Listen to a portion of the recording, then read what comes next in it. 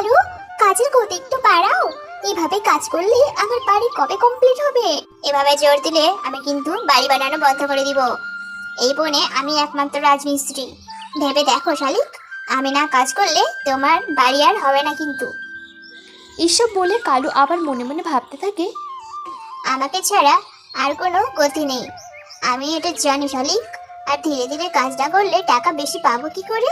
তাই আমি এখন থেকেই ধীরে ধীরে কাজ করব। কালু কাক যখন এসব মনে মনে ভাবছিল, ঠিক তখনই আবার শালিক বলে, শোনো কালু, আমি ওসব বুঝি না। আমার কাজ তাড়াতাড়ি করতে হবে। আমার বাড়ি বানানোর কাজে খুবই দরকার। শালিকের কথা শুনে কালুর অনেক রাগ হয়, আর ইচ্ছে করে কাজ করার সময় মাটিতে পড়ে যায় আর পায়ে ব্যথা পাওয়ার অভিনয় করে আর বলে, ওফ, পড়ে গেলাম তো। ও বাবারে, তোমাকে বলেছিলাম শালিক যে আমাকে কাজে তাড়া দিও না। এখন দেখলে তো আমার পাটাই বুঝি ভেঙে গেল। এখন আমার কি যে হবে? আমি তো পায়ে ব্যথা পেলাম। এখন আমার বিশ্রামের দরকার। শালিক, এখন তোমার বাড়ির কাজ কে করবে শুনি? আমি তো পায়ে ব্যথা পেয়েছি। এখন আমার বিশ্রামের দরকার। তাই তোমার বাড়ির কাজ বন্ধ হয়ে থাকবে। এখন এই জন্যই বলেছিলাম ধীরে ধীরে কাজ করি। কালু কাকের এসব কথা শুনে শালিক অনেক চিন্তায় পড়ে যায় আর বলে, তুমি এসব কি বলছো কালু? আমি এখন কার থেকে বাড়ি বানিয়ে নেব? তুমি একটু চেষ্টা করো। কোনো উপায় নেই শালিক, কারণ এই বনে আর কোনো রাজমিস্ত্রি নেই। তাই তোমাকে আমার জন্যই অপেক্ষা করতে হবে।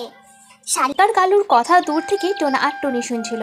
তখন টোনা টনিকে বলে, টনি দেখেছো ওই কালুকা কত অসৎ? এই কালু সবার অসহায়তার সুযোগ নিয়ে সবাইকে ঠকাচ্ছে। চলো টনি, আমরা ওদের কাছে যাই। শালিক নিশ্চয়ই বিপদে পড়েছে, ওকে সাহায্য করা আমাদের দায়িত্ব। তারপর টোনা আর টনি ওদের কাছে যায় আর শালিক বলে, তোমাদের তো আগে দেখিনি, তোমরা কি নতুন এসেছো? আসলে আমরা বিপদে পড়ে এসেছি গো। আমরা তোমাদের সব কথা শুনছিলাম। আমরা দুজনেই রাজমিস্ত্রি, তাই তুমি যদি চাও আমরা তোমাকে সাহায্য করতে পারি। কি তোমরা সত্যি বলছো?